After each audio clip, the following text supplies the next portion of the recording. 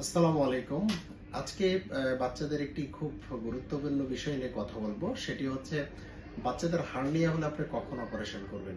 এ সম্বন্ধে অনেক ভিডিও করেছি, কিন্তু প্রতিনিয়ত নানা ধরনের অভিজ্ঞতার সম্মুখীন হয়। সেখান থেকেই বলবো যে আজকে অনেকে প্রশ্ন করেন, স্যার আমার বাচ্চার বয়স তো 1 মাস, সেক্ষেত্রে আমি হার্নিয়ার অপারেশন করবো কিনা।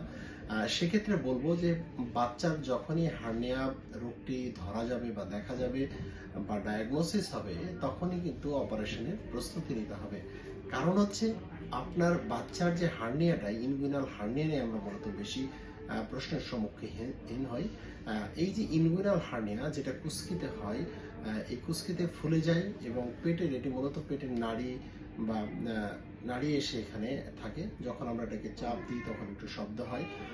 এইরকম যে প্রাথমিক যে লক্ষণগুলো হার্নিয়ার, সেই লক্ষণ নিয়ে যদি কোনো বাচ্চা আসে, তাকে আমরা বলি যে আপনি অ্যানেস্থেশিয়া রিলেটেড যে ভয়, অজ্ঞান রিলেটেড যে ভয়, সেটিকে উপেক্ষা করে কিন্তু আপনার আলটিমেটলি অপারেশনের ডিসিশন নিতে হবে।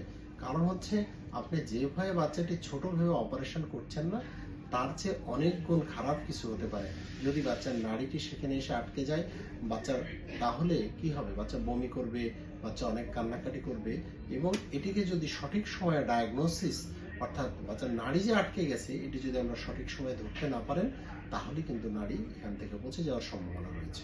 তাহলে বাচ্চাদের যে অ্যানেস্থেশিয়া নিয়ে যে ভয়টা ছিল আপনাদের, যে ফুল অজ্ঞান নিয়ে আপনার বাচ্চার যে ভয়টি ছিল, তার চেয়ে কিন্তু অনেক বড় ঘটনা ঘটছে বা অনেক বড় বিপদ আপনার জন্য অপেক্ষা করছে।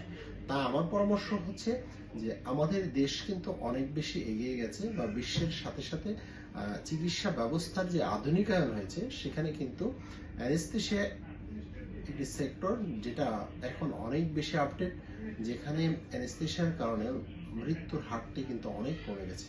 তাই আমি বলবো, যদি বাচ্চাদের হার্নিয়া থাকে, কোনো ধরনের হেজিটেশন ছাড়া, কোনো ধরনের সময় ক্ষেপণ ছাড়া দ্রুত অপারেশন করে ফেলতে হবে। সবাইকে ধন্যবাদ সাথে থাকার জন্য। আসসালামু আলাইকুম।